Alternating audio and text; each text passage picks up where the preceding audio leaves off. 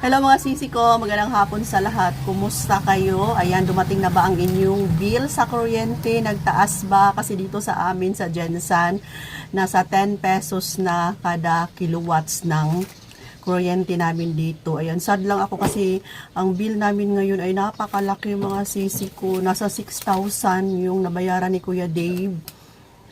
Ngayon lang, uuwi niya lang 6,000 mahigit. Ayan, tapos, ang ano ko, dati last month, ang nabayaran namin ay 3,900. Tapos, ang nakonsumo namin na kilowatts ay 416. So, nasa 10 pesos pa rin. Tapos, ngayong month na to, umabot siya ng 615. Na dati ay 416 lang. So, tumaas ng 200 kilowatts. Ang tanong mga sisi ko, saan galing yung 200 kilowatts na tumaas yung kilowatts na use namin? Na same lang man yung gamit. Tapos, gi-off ko pa yung dalawang ref namin. Ito dito sa kabila. Ito sa likod ko, naka-off na yan. Tapos, yung freezer ko na sa loob. Gi-off ko na kasi nga mahina naman yung yellow ngayon, hindi na katulad noon. So, gi-off ko na yun. Gi-check ni Kuya Dave, tama naman yung previous at saka yung ngayon na reading nila. 615, tapos 416, almost 200 yung, ayun, naguluhan na ako mga sisi ko. Sad lang kasi nga, 3,900, so parang tumaas ng 2,000. Ang bili na sana ng ulam, 'di ba? Sa panahon ngayon, napaka mahal na ng bilihin. Tapos ganito kalaki ang gagawin ko na rin ngayon. Ito kasi mga sisi ko, nag-start nung January. Kung na ano nyo, na remember nyo, 'di ba? May ref ako na pinaayos. Yung ref na yun yung ginamit ko start ng January. Tapos, before pa, napansin ko na parang mataas yung konsumo ng kuryente, pero hindi kasi siya freezer. So, yun na nga, yung ginawa ko, yung freezer ko, gi-off ko siya, tapos yun yung pinalit ko, yung ipaayos ko. Baka, isa yun sa dahilan na tumaas yung kilowatts na usage namin.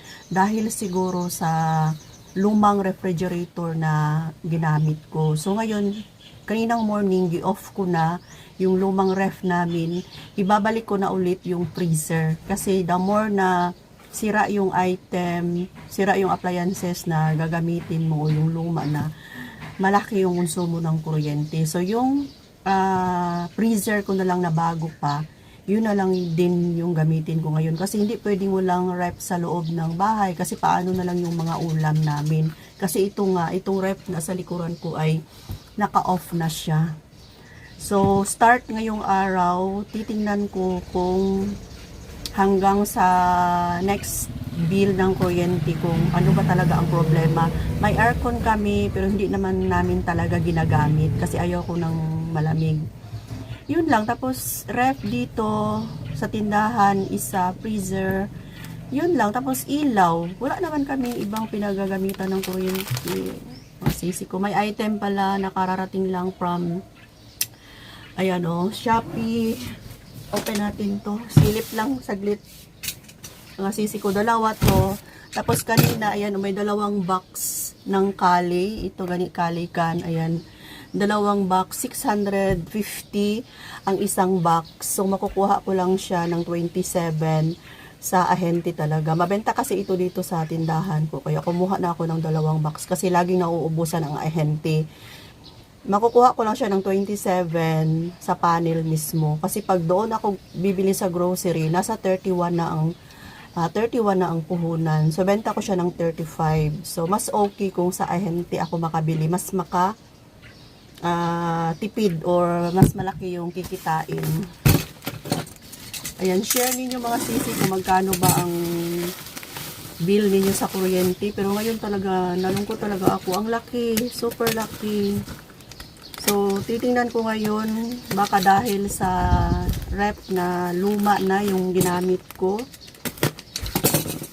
Ang freezer kasi mga sisi ko, pag yung freezer yung gamitin ko, hindi namin siya malagyan ng tubig na nakalagay sa bottle kasi puputok, di ba? Tapos yung mga tirang ulam, titigas kasi, kaya nakapag-decide ako na yung isang ref na lang na half freezer, yung iba is chiller, yung baba pala is chiller kasi yung may mga gulay, pwede mo siyang ilagay kahit na anong mga pagkain.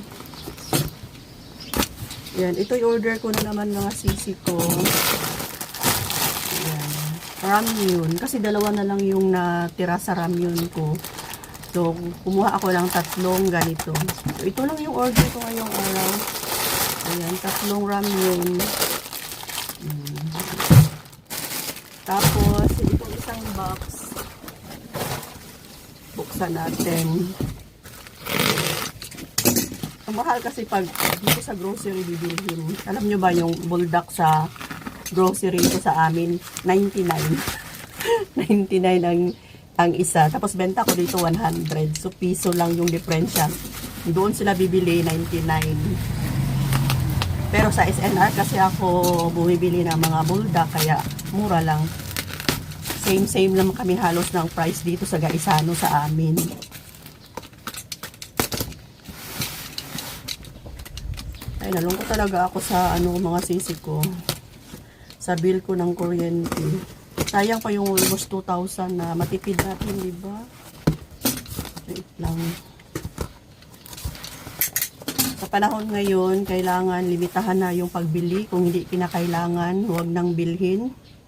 Yung mga importante na lang at yung mga item na mabenta para mapaikot natin yung puhunan. Kuha natin yung kita. Ayan, ito syempre, nag-add ako nito. 2, 4, 6. 6 na ganito yung binili ko mga sisi ko. Mabenta ito dito sa amin. Tapos ito, nag-try ako, bumili ng ganito, 2. Kasi before, may benta ako nito. Ayan, may bumili naman. So ito, sweet and spicy. 2. Titingnan ko ba kung magkano ang benta ko. Naglagay ako ng product dyan sa baba. Lahat ng mga item ko na binibili ko mga sisi ko ay may product tayo dyan. Pili na lang kayo kung saan ang gusto nyo. Tapos 2 cheese. Masarap tong cheese. 2 cheese. Baka nasa nasa 70 plus kasi to pag bilhin mo sa kanila. Bawasan ng kunting vouchers. So, siguro benta ko lang siya ng mga 90. Ayan, 90 siguro. Tingnan ko pa. I-sure ko pa mga sisi ko. Dito tayo mga sisi ko. Si Kuya Dave kanina na malengke. Ito yung pinabili ko sa kanya. Sa wholesaler ako bumibili ng ganito na bihon mga sisi ko. 10 tiga half kilo. Parang 400 grams. 480 grams. Malapit na siya mag 1/2 kilo. Ayan. Sa wholesaler ako nagpabili kay Kuya Dave kasi nasa 35 lang yung puhunan. Mahal na to sa grocery. Nasa 40 plus na to. Ayan, 10. Tapos, ito yung item na kararating lang din from grocery. Itong order ko na isang box ng sweet and spicy. Tapos, tubig.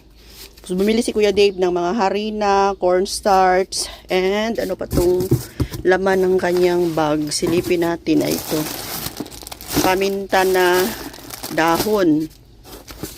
Lagyan natin ng ilaw. Paminta dahon, 3x16. Na plastic sa yellow. Yan, may mga ano pa pala dito, sibuyas, kamatis. Mahal ang kamatis. Tapos tuyo. Ano pa ba itong ilalim? Ayan, tuyo na yan mga sisi ko. Hindi natin ipalabas na. So, ito yung mga nabili ni Kuya Dave ngayong araw. Ayan, ito yung mga item natin. Ito yung mga nabili natin ngayon sa online. So, yan ang mga sisi ko. Ito lang muna yung update natin ngayon. Sad to say, pero walang magawa. Bayaran natin ang ating mga obligasyon. Baka maputulan tayo ng kuryente. Mahirap. May tindahan pa naman tayo. Pero mag-observe ako. I-update ko kayo sa susunod kung ang dahilan ng pagtaas ng kuryente ko ay yung refrigerator ko na nasira na tapos pinaayos ko siya. Tapos ngayon, ang gamitin namin ulit ay yung freezer na lang na medyo bago pa. So, update tayo sa susunod. Maraming salamat mga sisi ko. Ingat po palagi. Bye for now. Love you.